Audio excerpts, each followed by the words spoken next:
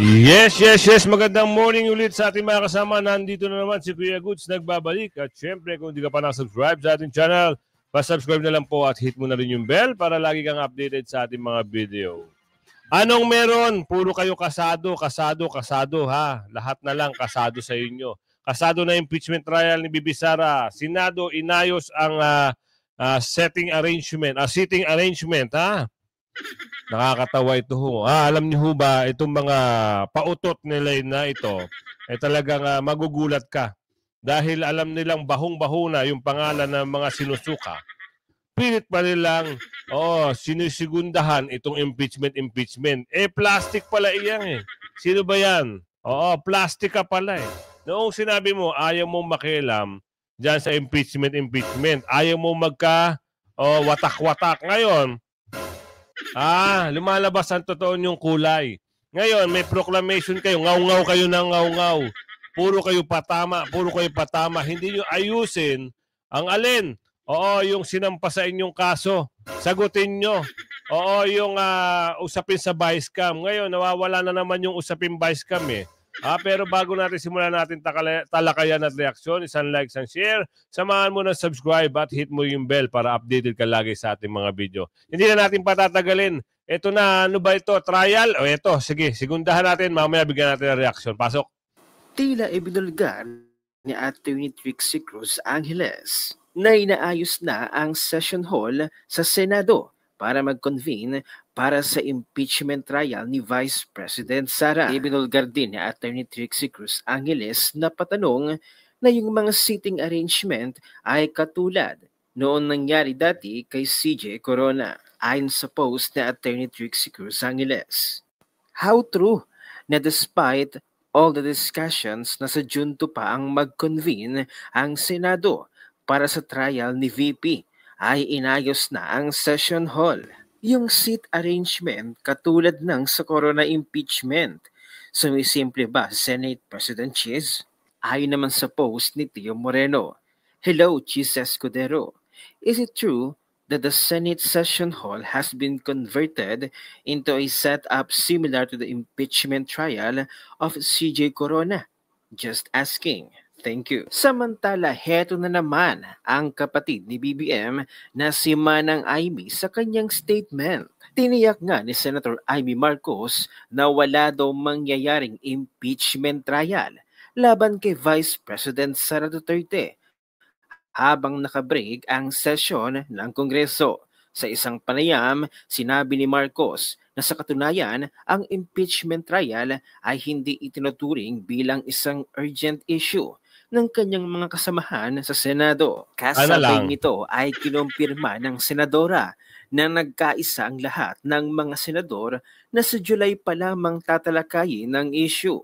Pasaring pa ng senadora na 2 taon na nilang naririnig ang planong impeachment at 2 buwan nang nakatenga sa Kamara, kaya't nagtataka siyang kung bakit last minute itong pinadala sa Senado. Giit pa niya na kung 2 buwan itinenga sa Kamara ang reklamo, ay malinaw na hindi ito isang usapin na nangangailangan ng agarang atensyon. Bago si Amy ay una nang sinabi ni Senate President Jesus Escudero, Majority Floor Leader Senator Francis Tolentino at Joel Villanueva na sa July pa o sa ilalim ng 20th Congress sisimulan ang proper trial sa Article of Impeachment.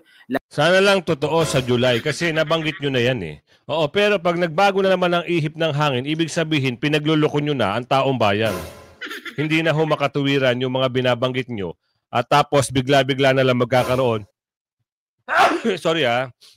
magkakaroon ng seating arrangement. Aba, ano naman itong palabas na ito? Ibig sabihin, talagang gano'n na lang kayo magsinungaling? Para sabihin na sa June o July.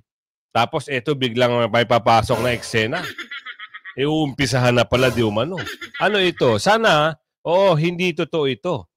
Patapusin nyo muna ang eleksyon, paupuin nyo muna yung mga mananalong PDP line na mga inendorso ni Tatay Digong, saka nyo simulan yung sinasabi nyong impeachment. Pero Naniniwala ang milyong-milyong Pilipino na hindi na uurong yung mga pinagsasabi nyo. Tuloy. Laban kay Vice President Sara. Samantalang nagbigay naman ng komento at reaksyon si Wally Laban sa pagtaas ni BBM ng kamay ni Amy noong kampanya. Kaya pala itinaas ang kamay dahil hindi pala tinanggap si Manang Amy sa Team Suka. Dahil gusto pala talagang mamangka sa dalawang ilog ni Manang Amy, kaya't no choice kundi ang bagsak ni Manang Amy ay sa kanyang kapatid sa Team Sinusuka. Narito ang komento at reaksyon ni Wally Laban. Panoorin natin. Ito po si Senator Amy Marcos, isa sa mga senador. Bakit nga ba itinaas ni PBBM Bangag ang kamay ni Senator Mangga Budol Amy Marcos? Kasi nga po, siya po ay tinanggihan sa Team Suka. Yun, Si Senator Amy Marcos ay gusto sanang mamangka sa dalawang ilog. Kaya lang, no choice siya. Kailangan niya ng partido dahil hindi siya tinanggap sa Team Suka. Kaya ang labas niya, napunta siya sa Team Nakakasuka. Kaya tayo mga Pilipino, kagaya ng sinabi ni Kaluyal, huwag tayong magpabudol kay Amy Mangga Marcos. Nako. Kahit pa kinalaban niya yung kapatid niya at ibinulgar niya yung sitwasyon ng bicameral, pero personal interest pa rin yun. Dahil kung totoong may malasakit sa taong bayan itong si Senator Amy Mangga Marcos, di sana talagang dinikdik niya ng husto at ang totoong nilabanan niya ay ang nagmamanipula sa kapatid niya na si Tamba Waldas. Nadali mo. Dahil gustong mamangka sa dalawang ilog si Senator Amy Mangga Marcos at natanggihan sa Team Suka, kaya naitaas ang kamay niya sa Team Nakakasuka at Sinusuka ng sambayanang Pilipino. Naawa naman ako sa mga taga Mindanao, parting Carmen, di ba? May proclamation rally doon ang Team Sinusuka. Pero pinagpula nila yung mga men in uniform, yung mga pulis, tapos pinagbawalan magdala ng baril. Pero ang nakakatawa at nakakaawa, yung mga dumalo doon dahil pinangakuan daw ng 1,000. Nagpunta naman ito kahit mga Duterte supporter kasi sayang nga naman ang 1,000. Tama. Ayan, sisihan. Binodol na naman kayo. Hindi na kayo nadala na pag Marcos talaga yan, wag na kayong umasa. Kasi puro panluloko lang yan, puro lang yan paasa. Ngayon yung pumunta doon sa proclamation rally ni Bangag sa Team Sinusuka, ayun mga gutom. Kayo mga Pilipino, pag narinig nyo na may mga patawag ganyan si BBM Bangag sa Team Sinusuka, kung may pangako, huwag nyong asahan. Kung gusto nyong pumunta, magbaong kayo. Nakita nyo, pakaway-pakaway pa doon si Bangag, pero normal lang sa mga tao.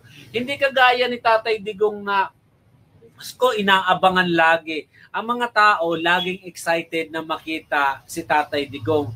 Pero kay Bangag parang wala lang, deadma. Pero mas nakakaawa talaga. Kayo mga Pilipino, tama na yung pagiging mangmang. Kung mayroon mga nangangako sa inyo na hinahakot kayo at kung si BBM, team ni BBM Bangag, yung naghahakot sa inyo, dapat money down muna. Bayad muna bago punta sa mga ganyan. At siguraduhin yung may baong kayong pagkain, tubig. Kasi ang mga yan, walang puso yan, walang malasakit sa bayan. Tama. Nagpapauto pa rin kayo. Huwag kayong magpakamangmang dyan. Alam naman natin ang mga budol yan. Wala kayong kadala-dala. Diba? Kahit yung mga pulis, pinagpula ng damit. Diba? Yan ang nakita natin doon sa mga video na lumabas. No? Kawawa. Oo. Ikaw ay men in uniform. At ikaw ibibihisan ng isang kulay pula para Ibilang para meron silang supporter di umano. Ngayon, doon naman sa usaping bayaran, hindi natin alam kung nabayaran ba ng todo o naibigay ba yung kaukulang bayad dito sa mga sumuporta di umano, sumuporta dahil lang sa kwarta. Wala namang problema doon kasi kailangan nyo yan dahil pera naman po ng bayan yan, pera nyo yan. Ngayon, dito naman sa usapin na nagparami sila ng simpatya, wala hong simpatya nakita ang ating mga kababayan. Hindi nyo ba alam, nagbubu yung mga tao pag nadumadaan siya, no? Kung sino nakaupo ngayon. At ang pangit pa doon, nag-i-speech, nagkabengkong-bengkong yung bibig, ang sigaw ng taong bayan, Duterte pa rin. Mantakin yun, mga kasama. Ngayon, ano ba ang issue ngayon? Bigla na naman pumutok itong impeachment ni VP Sara at minamadali nila. Eleksyon hindi raw dahilan para hindi simulan ng impeachment, kita nyo na. Pautot lang pala nila yun na sa June. Malalaman natin yan kung totoo ba yan o hindi. Simulan natin dito. Bukas sa Supreme Court ang petisyon para umusad ng Senado ang impeachment trial laban kay Vice President Sara Duterte. Ayon sa ilang kongresista, hindi na dapat gawing excuse ang eleksyon para i-delay ang trial. Nasa frontline ng balitang yan si Marian Enriquez. Umaasa si One Rider Party List Representative Rog Gutierrez, isa sa tatayong impeachment prosecutor. Nakakatigan ng Korte Suprema ang petisyong inihain para agarang mag-convene ang Senado bilang impeachment court. Ito ay para umusad na ang paglilitis laban kay Vice President Sara Duterte na nahaharap sa 7 articles of impeachment. May merit naman po yung kaso, may opinion naman po na dapat... Bakit ka malungkot? Tackle impeachment forthwith. Bakit sobrang lungkot mo, kuya? Tanong lang ang ating kababayan. Nasa loob mo ba na impeach si VP Sara? Bukal ba sa loob mo o baka nang napipilitan ka? Kuya, yung isang kasamahan mo mukhang babaligtad na. Na-interview ni Coach Oli nung isang beses. Ano yung masasay mo ron doon sa kanyang mga binitawang salita ron? Tuloy. Eagerly anticipate po what the Supreme Court will do in this matter. Giit pa ni Gutierrez, hindi dapat gawing excuse ang eleksyon para i-delay ang impeachment trial ni VP Sara. Ako po naniniwala na ang mandato po natin dito, what we are elected for, is not to run for a second campaign, but to faithfully fulfill the duties Halata, kuya. to uphold and to do within this term. I don't think all of them are for re-election naman po, no? But it's a continuing body and they can still pursue its constituent powers if it chooses to do so. Ano daw? Constituent power, ayaw nga. Milyon-milyon na yung nag-rally ng peaceful rally, ayaw. At ayaw din ng mga supporter ni VP Sara. At yung mga nagsasabi na gusto, yun ho ay, sabi nga ng iba, magkano? At yung say ng isang kasama mo na, parang ayaw nga rin niya Hindi raw daw siya pabor na ma-impeach si VP Sara bakit kailangan imbestigahan? Panoorin nyo yung kay Coach Oli, yung interview ni Mamang Rider doon. Kung ano yung mga nababanggit doon. Samantala, ano ba sabi dito? Impeachment posibleng criminal case versus VP Sara. What? Talaga namang ang dami nyo talagang gustong ikaso. Tingnan natin kung ano yung balita dito sa bilyonaryo ba to? Bilyonaryo Channel. Hindi, DZRH, sorry ito. Ano yung meron? Naniniwala naman si Senator Coco Pimentel na dapat ipaubaya na lang sa hatol ng Korte Suprema ang petisyong simulan agad ng impeachment trial laban kay Vice President Sara Duterte. Maliban dito, marami pa anyang paghahanda na dapat isaalang-alang bago tuluyang gumulong ang mga pagdinig.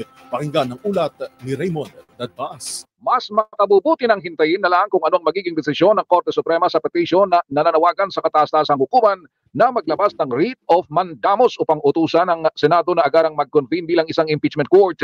Ito lang ang ibinahaging komento ni Senate Minority Leader Aquilino Coco Pimentel III kasunod ng petisyon na inihain sa korte ni Attorney Catalino Generillo Jr.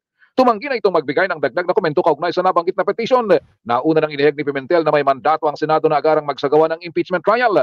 Interpretasyon ito sa constitutional provision sa salitang forthwith na nangangahulugan ay dapat agaran. Para kay Pimentel, maaring maantala ng isang buwan ang isasagawang impeachment trial dahil sa mga prosesong dapat unahin, gaya ng pagbalangkas ng impeachment rules at pre-trial. Ngunit, hindi dapat maantala ng 3 hanggang 5 buwan ang pagsisimula ng impeachment trial. Sa petisyon ni Atty. Generillo, hiniling nito sa Korte Suprema na atasan ng Senado na agad simula ng impeachment trial kay Vice President Sara Duterte. Una rito inihayag ni Senate President Francis T. Escudero na pagkatapos pa ng State of the Nation Address usona ni Pangulong Bongbong Marcos sa buwan ng Hulyo masimula ng impeachment trial laban sa pangalawang Pangulo. Sa panig ni Senador Amy Marcos, hindi niya nakikitang urgent na pag-usapan ng impeachment dahil hindi ito agad inaksyonan sa Kamara de Representantes at dinala lamang sa kanila sa Senado sa huling araw ng kanilang sesyon. Dito nabanggit na dito. Pagtapos na ng SONA. Bakit ito nagkakaroon ng seating arrangement? Ano meron? Utos na ba? Inuutos na ba? O talagang takot na ang mga durobo? Kita nila sa survey. Kita nila doon sa mga kampanya nila. Duterte ang sinisigaw kahit sila nagsasalita. Meron pa isa rito. Pasok na natin to para mas maganda. Ano ang usapin? Mga kandidato sa eleksyon tuloy ang pangangampanya. Kahit may mga pasaring. Tignan natin. Ano yung mga bagay-bagay na dapat natin malaman dito? Simula na rin mangampanya ang kandidato sa pagkasenador ng iba pang partido. Ilan sa kanila tinabla ang pasaring ni Pangulong Bongbong Marcos na parang pinabili lang ng suka ang ibang kandidato. Magbabalita si Rainiel Pawit.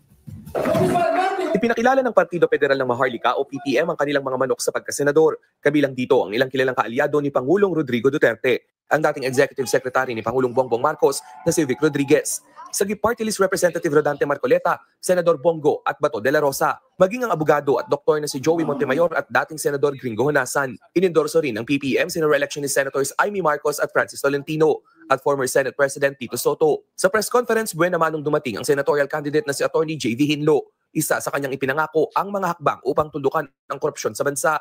Heto rin daw ang mungkahi niya para sa edukasyon. We have to introduce the subject Philippine Patriotism and Ethics Studies from grade 1 to college. Yan yung mga bagay-bagay na dapat nating intindihin, kahit batikusin, magpasaring, kung sino man yung nagpapasaring. Kasi sila una nagpasaring, sila una yung nagkaroon ng proclamation rally, di ba? Sinagot ho lang ho yan ni Atty. Vic. Ngayon, ang ganda ho ng bansag sa kanila. Team Sinusuka. Di ba? Ano ang paninindigan natin? Doon tayo sa Team Suka. Alam natin ang Team Suka, maayos yan. Pagdating sa mga usapin, nakita nyo naman, nanindigan si Atty. Vic, di ba? Ayaw niya yung nangyaring kadurubuhan, kaya umalis siya sa linyada ng mga, kilala naman natin yan, maraming pangako. Hanggang ngayon, wala pa rin. Ano ho ba ang mga pangako na binitawan niya noong una na umalyansa siya o humingi siya ng tulong dito sa mga Duterte? Di ba? Ang pangako niya, ipagpapatuloy niya yung ginawa ni Tatay Digong, yung mga proyekto. Ano nangyari? Walay. Pangako niya, yung bigas, gagawin niyang 20. 20 naman talaga, sabi ni Aling Mercy. 20 ho ang 1 point. So, 80. Magaling ka, Aling Mercy, Diba? Isipin nyo, ano pa yung pangako? Pag nakuha yung pera, yung tagong yaman, pamumudmud sa buong bansa. Anak ng bugi, mabaligtad pala. May natitirang ginto, inubos pala, di umano. Anak ng tipaklong, hindi may paliwanag, nasaan na? Yun ang mga pangako, hindi natin alam kung talagang, dito na lumalabas ang totoong kulay. Akala nila sila yung binoto ng taong bayan, pangalan nila ang nagpanalo sa kanila, hindi nila alam. Ang nagpanalo lang sa kanila ay ang mga Duterte. Binigyan na sila ng pagkakataon. Anong ginawa? Sinayang. Pagpapatuloy nyo na lang, wala, sinayang. Diba? At pinatunayan pa nila na talagang ubos sa ubos Walang matitira. Sasaidhin lahat, di umano. Ay, nako. Bycam issue tayo, hindi ho yung mga ganito. Nawawala naman yung issue sa Bycam. Sagutin nyo muna, yung hinain na kaso ni Atty. Vic Rodriguez. Asa na ngayon yung issue na yun? Hanggang ngayon, hindi pa ho kayo nagsasalita. Oo. Ganyan na ho ba? Hantayin natin kung ano yung desisyon doon sa budget na yun. Baka mamaya magulat tayo, umurong. O mamaya magulat din tayo, hindi paboran. Sana, pag hindi mapaboran, hindi mas maganda. Diba? Ganun lang kasimple. Ngayon, dito tayo, ang sagot ni Senador Bato. O, diba? Paulit-ulit na ito eh. Lagi nyo na napapanood to yung pahayag. Pumalag eh. Oo, bakit hindi papalag? Eto, panoorin nyo.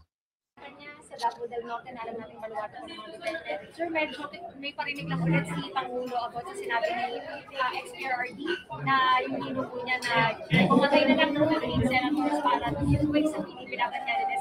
Sinasabi, Sir, ni Marcos Pano sa kanyang speech na parang lumalabas sa wala na siguro silang pag-asa kaya magpatay na lang lagi yung solusyon sa mga problema. Sir, any thoughts, any comments about that? Natutuloy yung sabi ko lang dyan, parang hindi nyo kilala si Pangulong Duterte. Hanggang ngayon, tagal na siya presidente, kaya dito siya presidente. Hanggang ngayon, yung mga biro niya gano'n, big deal pa rin sa inyo. Kaya hanggang yung biro siya ito, maggagong, paano patayin yung 15 na senador? O hindi ka nagbibiro? At kung gusto niyang patayin, bakit niya i-anunsyo sa live TV? Diba kung talagang may intention siya patayin? Biro lang yun, klaro. Biro. Yun. Huwag niyo paniwalaan yung biro. Klaro. But sir, what are your thoughts sa si Pangulo tuwing may mga speech siya? May mga ganun nga po. Una niyo nang na-address, sir. Ngayon, sir, kahapon lang, may ganun ulit na medyo pasare. Gusto lang yung papatawa at nabubusit na yung Pilipino. Gusto lang yung patawahin yung Pilipino. Busit na sa buhay ang Pilipino. Kaya gusto yung patawanin sa mga ganung klaseng biro. Sa amin ang biro na yan, nagpapatawa lang yan. Kasi kung totoo bang gusto pumatay sino bang gagong makapatay ng 15 na senador? Paano gawin yan? At kung gusto mong pumatay, bakit mo i-announce dyan sa live TV? Nagpatayin. Nagpapatawa ang tao. Nagpapatawa yan. Alam niyo yan. Unang-una pa yan. Dati pa yan. Hindi na kayo nasanay. Binigyan nyo pa ng kulay. Diba? Ang Tatay Digong, dati pang joker yan. Ulit-ulitin nyo yung mga video noong 2022. Tama. 2016. Hanggang nalungkulan siya hanggang matapos yung termino niya. Marami siyang video dyan. Yung mga interview, yung pag-i-speech niya. Lahat yan may halong biro. Nagjo-joke. Kayo, wag kasi kayo manunood ng wag niyong panonoorin yung mga rally ng mga PDP, kayo mga bakulaw, para hindi kayo maapektuhan. Kasi konting lang sa inyo, para kayong ginagalis. Balat sibuyas kayo. Ito lang ang totoong katotohanan, ha? Dahil mabaho na ang pangalan nyo, pilit nyo talagang ginagawa ng issue ang mga Duterte para ma-disqualify, para makasuhan, hindi ho uurong yan. Kasi nagsalita na ho ang NBI. Nagbibiro lang. Kayo kasi masyado kayong maseselan. Mantakin nyo problema ng mga senador dapat. Yung mga bakulaw ito yung sinasabi natin ng mga bakulaw problema ng mga senador, kayo mga bakulaw, binibigyan nyo ng kulay. Hindi naman kayo dapat. Ano bang nyo? Ano bang mga ewan ko sa inyo, puro kayo magagaling o nagmamagaling, Ibang klase din kayo mag-isip Ito, papakita ko sa inyo kung ano yung nasabi rito statement ito Tignan natin hinahanap ko lang mga kasama. Para naman mabigyan natin ng ng magandang ito 9 hours ago. Ipapasok ko para for sure alam nyo na yung statement dito O, lakihan natin para mas maganda. Kita nyo ba? Balita. Iginiit ni National Bureau of Investigation, NBI Director Jaime Santiago, na pagbibiro at bahagi lamang umano ng political propaganda ni dating Pangulong Duterte ang naging pahayag niyang, di ba? Kayo ho ay binibigyan nyo ng kulay. Huwag ganoon. Tingnan natin dito ha, kung ano pa yung mga nababanggit dito.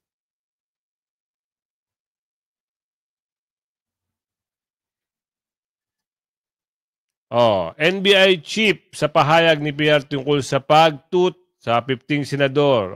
Nag-joke lamang siya. Nag-joke lamang siya. Sino yan? Di ba? Balita yan eh. Nag-joke lang ang Pangulong Duterte. Kayo, masyado kayong balat sibuyas. Hindi naman kayo kasama sa issue. Pilit kayong pumapasok sa issue. Di ba? Masyado kayo talaga. Ganun lang yung kasimple. Kaya, mga kasama, kung alam nyo na kayo ay nasa distrito ng mga bakulaw na ito, na kung may question ha, at dapat daw, 3 yan eh. Meron yung taga Surigao. Mga bakulaw, ang lalaki.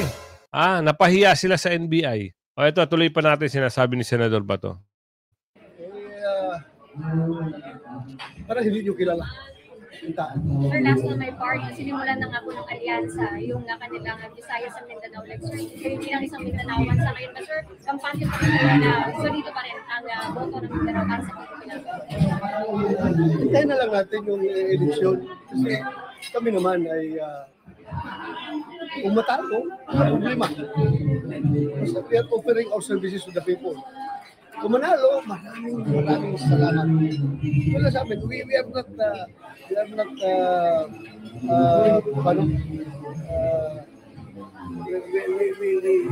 not capitalizing on sabihin natin, malakas kami dyan, kaya namin yan.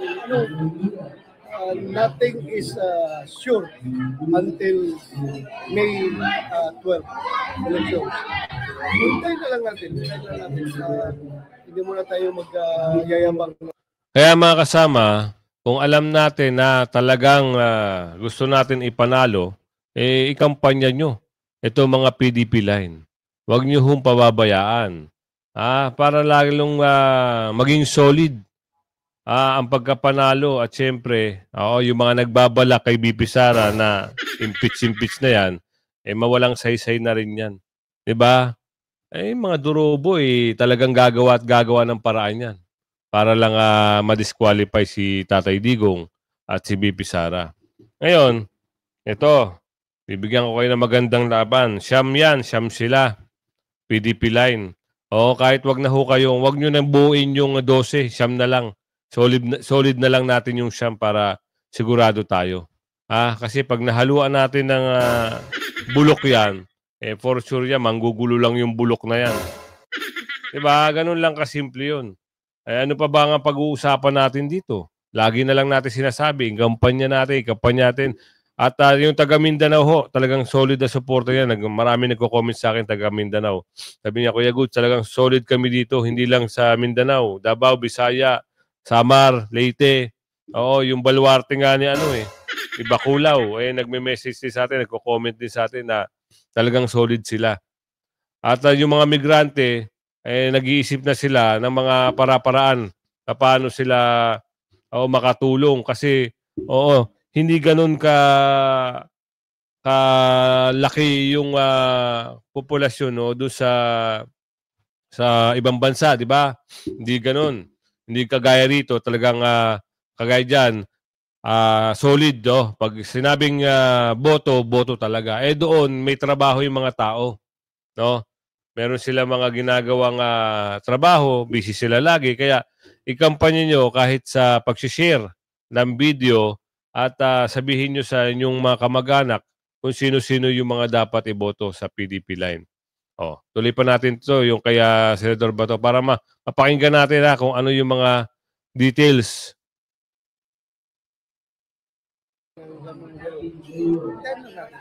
And thank you. Siguruhin mo, maganda picture ko dyan. Oo, sir. Nag-make talaga.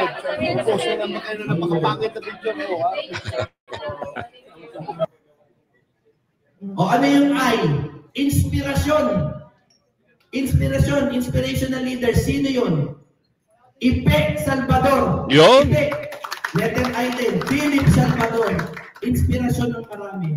At si Pastor Ibaloy, inspirational leader. At huli sa lahat, M.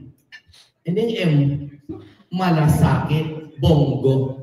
Yun. Kaya mga kasama ha, ito na ha. Kaya mamaya hapon, abangan nyo yung upload natin. Hanggang sa muli, bye-bye.